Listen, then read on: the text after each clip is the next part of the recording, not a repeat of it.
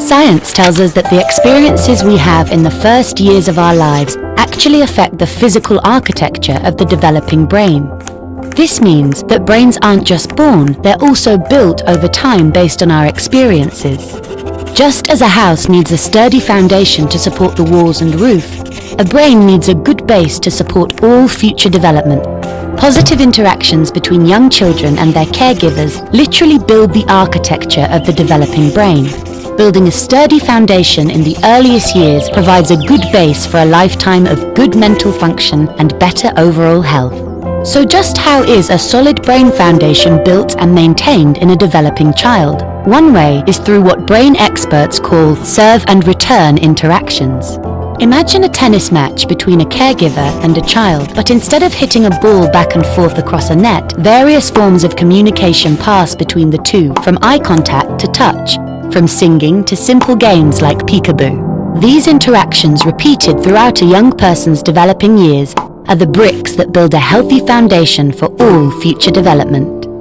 But another kind of childhood experience shapes brain development too, and that's stress. Good kinds of stress, like meeting new people or studying for a test, are healthy for development because they prepare kids to cope with future challenges. Another kind of stress, called toxic stress, is bad for brain development. If a child is exposed to serious ongoing hardships like abuse and neglect, and he has no other caregiver in his life to provide support, the basic structures of his developing brain may be damaged. Without a sturdy foundation to properly support future development, he is at risk for a lifetime of health problems, development issues, even addiction. It's possible to fix some of the damage of toxic stress later on, but it's easier, more effective, and less expensive to build solid brain architecture in the first place.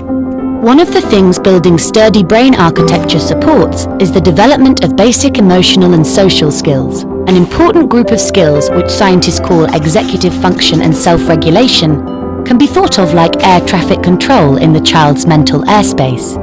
Think of a young child's brain as the control tower at a busy airport, all those planes landing and taking off, and all of the support systems on the ground simultaneously demand the controller's attention to avoid a crash. It's the same with a young child learning to pay attention, plan ahead, and remember and follow lots of rules. Like all of us, kids have to react to things happening in the world around them, while also dealing with worries, temptations, and obligations on their mind. As these demands for attention pile up, air traffic control helps a child regulate the flow of information, prioritize tasks, and above all, find ways to manage stress and avoid mental collisions along the way. Having this ability is a necessity for positive and level mental health. Developing effective air traffic control, overcoming toxic stress, and building solid brain architecture are things kids can't do on their own. And since strong societies are made up of healthy, contributing individuals, it's up to us as a community to make sure all young people have the kinds of nurturing experiences they need for positive development.